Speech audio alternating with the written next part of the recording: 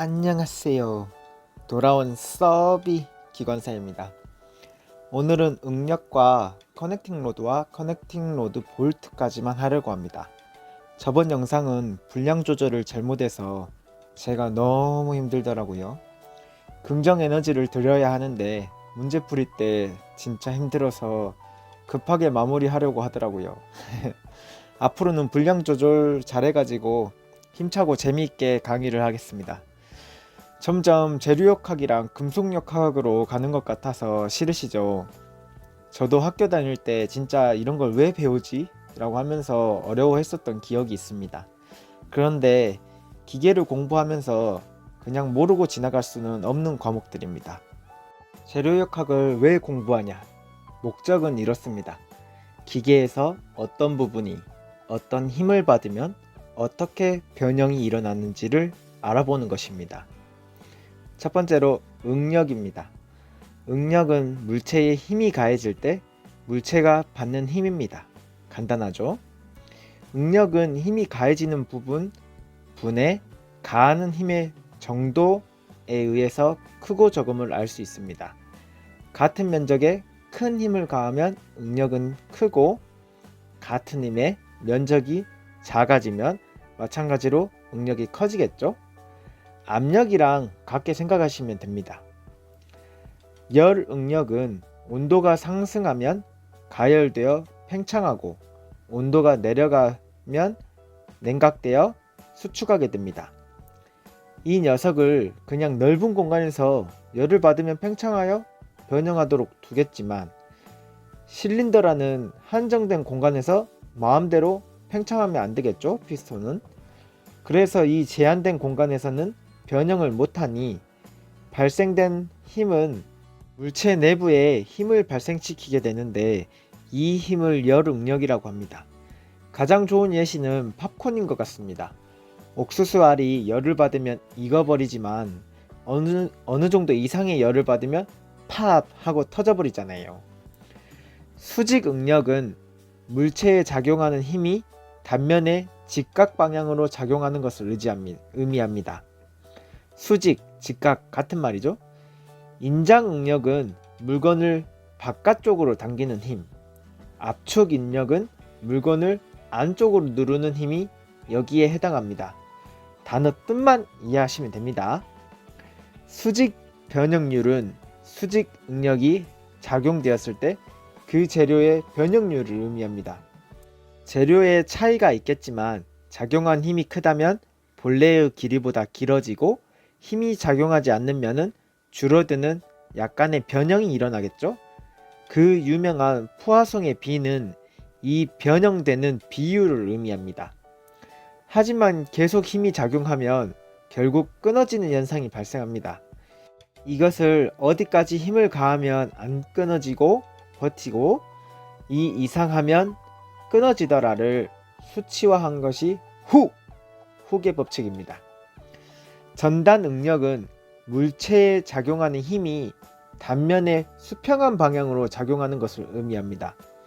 그래서 좋은 예시를 생각해 봤는데, 예전 2000년도 중후반에 유명했던 슬라이드 폰을 가져왔습니다.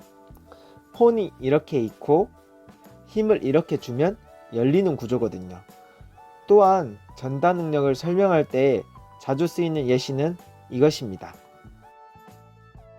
전단 변형률은 수직 변형률처럼 전단 응력이 작용되었을 때 일어난 변형을 의미합니다. 만약에 네모 모양을 전단 응력을 주면 평행사변형꼴로 바뀌는데, 이를 수치화한 것입니다. 다음은 비틀림 모멘트입니다. 위에는 네모난 재료 같은 느낌이었다면 이번에는 원통인 보라는 개념이 등장합니다. 괜찮아요. 깊게 안 들어가. 지랄하고 자빠져. 보는 원형 기둥을 의미합니다. 우리가 어렸을 때 단소나 리코더 이런 거를 생각하시면 됩니다. 수건을 한번 접어서 돌돌돌 만 다음 짜볼까요? 그러면 수건은 말려지면서 물을 쏟아내겠죠? 이것을 보에 적용하면 내부에는 비틀림 응력이 발생합니다. 이때 가해진 힘을 비틀림 모멘트 또는 토크라고 합니다. 비틀림 응력은 전단 응력의 일종입니다. 왜냐하면 이 원통을 한 면 한 면 쪼개보면 각 면이 가해진 크기가 서로 다르거든요. 그래서 하나의 전단 능력인 것이죠. 다음은 굽힘 모멘트입니다. 단소를 끝과 끝을 잡고 무릎에 대고 당겨봅시다. 그러면 어떻게 될까요? 단소가 휘게 되고 이게 적정선을 넘으면 무릎을 댄 부분이 부서지겠죠? 이때 우리가 준 힘을 굽힘 모멘트라고 합니다. 굽힘 모멘트도 전단 능력의 일종입니다. 중심에서 먼 쪽이 힘이 세고 가까운 쪽은 점점 힘이 약해지니까요. 이 굽힘 모멘트가 작용하면 본은 처지거나 굽혀지겠죠? 어렵지 않죠? 이게 우리가 알아야 할 응력 쪽의 전부라고는 말을 못하지만 이것만 알아도 충분합니다. 커넥팅 로드는 연접봉이라고 합니다. 피스톤의 폭발력을 크랭크 축에 전달해서 회전 운동을 하게 해주는 메신저입니다. 피스톤의 연소 폭발함으로 인해서 하중이 제일 크고 열이나 진동의 영향도 크게 받습니다. 연접봉에 작용하는 힘을 생각해 볼까요? 1. 가스의 폭발로 누르는 힘, 압력이죠. 2. 피스톤이 왕복하면서 돌아올 때의 관성력, 인장력. 3. 피스톤 링 각종 베어링 부의 마찰력. 4. 크랭크가 회전할 때 연접봉에 작용하는 굽힘력. 그래서 강도를 충분히 고려해야 하며 피로 변형에 대해서도 주의해야 합니다. 그래서 일반적으로 고탄소광을 사용하는데 여기에 더 업그레이드한 특수광, 크롬 모리브덴 강, 니켈 크롬광을 사용하기도 합니다. 커넥팅 로드 볼트는 커넥팅 로드와 크랭커핀 베어링 캡을 죄어 붙이는 역할을 합니다. 크랭크핀 볼트에는 상하 운동 때 관성력, 인장력, 회전 운동 때 전단력, 진동 등의 가혹한 힘이 더해지니 재질과 형상이 매우 중요하겠죠? 그래서 역시나 고탄소광 또는 니켈 크롬광을 사용합니다. 형상과 주의점에 대해서 잠깐 설명을 하면 1. 볼트의 축부는 나사골의 단면적보다 작게 하여 응력을 감소시킨다. 2. 볼트 머리 부분에 원홀을 넣어 응력이 집중되는 것을 피한다. 3. 나사골의 지름을 크게 할 수 있는 가는 나사를 사용한다. 4. 볼트는 양쪽에 동일한 힘으로 쥘 수 있는 토크 렌치를 사용한다. 5. 풀림을 방지하는 장치는 규정대로 설치한다. 자, 이제 문제풀이 시간입니다. 사행정 사이클 디젤 기관의 연접봉에 작용하는 응력이 아닌 것은 가 압축 응력, 폭발응력 때 작동하죠. 나 인장 응력, 피스톤이 되돌아올 때 늘어나는 힘이죠. 4. 굽힘 응력, 피스톤이 아래쪽에서 회전할 때 작용하는 힘이었죠. 비틀림 응력, 비틀림 응력은 수건 짤 때 그 힘이라고 했잖아요. 그것은 연접 커넥팅 로드에는 작용하지 않는다. 정답 A. 다음 문제. 트렁크 피스톤용 디젤 기관 발전기에서 연접봉 길이가 피스톤 측압에 미치는 영향으로 오른 것은 이거는 제가 생각을 해봤는데 만약에 옆에 있는 그림에서 연접봉의 길이를 더 길게 하면 크랭크의 반경은 더 작아지거든요. 만약에 여기서 크랭크의 연접봉의 길이를 더 짧게 하면 크랭크의 회전은 더 커져야 돼요. 그래서 피스톤의 연접봉의 길이가 작아질수록 크랭크가 더 커지니까 피스톤의 측압은 측면에 작용하는 힘이잖아요. 그래서 짧아질수록 행정이 더 이게 내려가면서 이게 연접봉이 옆으로 휘는 반경이 더 커질수록 측압이 더 커진다고 저는 생각을 했거든요. 책에서도 연접봉의 길이를 짧게 하면 피스톤 측면 추력이 증가한다고 이렇게 돼 있는 거를 제가 이렇게 설명을 풀이해 드렸습니다.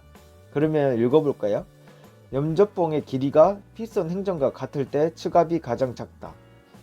연접봉의 길이를 조금 더 늘리면 측압이 더 작아지는 거죠. 그러니까 이거는 반대가 아니라 길이를 더 길게 하면 측압이 더 작다. 연접봉의 길이가 길수록 측압이 작아진다가 제가 말한 말이었죠. 정답은 일단 나이고, 연접봉의 길이가 피스톤 행정의 2배일 때 측압이 가장 작고, 더 길어지면 측압이 더 커진다. 길어질수록 최전 반경이 작아지니까 더 작아지겠죠, 측압이.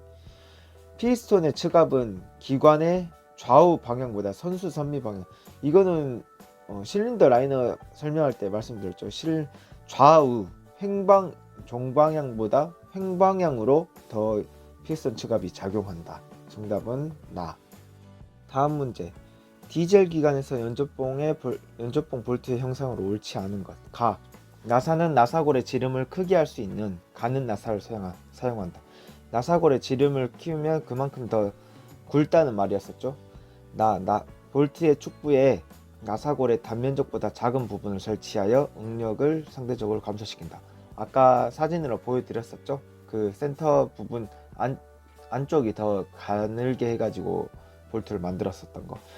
4. 크랭크핀 베어링의 맞춤면에 통하는 볼트의 축부는 볼트 구멍에 너무 꽉 조이지 않도록 여유를 충분히 두어 헐겁게 한다. 헐겁게 하는 순간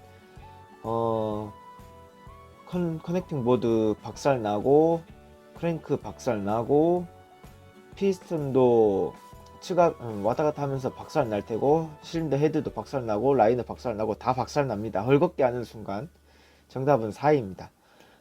나사의 기점에는 홈을 설치하여 볼트 머리가 연결되는 곳이나 축의 단이 있는 부분과 같이 원호를 충분히 두어 응력이 집중하는 곳이 없도록 한다. 이것도 설명해 드렸습니다. 자, 이렇게 해서 커넥팅 로드 쪽을 끝냈습니다. 응력에 대해서도 배워봤는데 비교적 쉽게 설명하려고 조금 많이 생각을 하고 노력을 했어요. 그리고 막 수식 이렇게 하면 솔직히 다 이게 지금 다들 면장 공부하려고 쉽게 그냥 달달달 외우는데 그것까지 하겠냐고요, 누가. 그 수식 외워가면서. 아무튼 그렇게 해가지고 이번 편을 마무리 짓겠습니다. 다음 편은 이제 크랭크 축부로 넘어가거든요. 거기서부터는 조금 더 재밌어지거든요. 그렇게 해서 계속 나아가도록 하겠습니다. 감사합니다. 구독과 좋아요는 사랑입니다.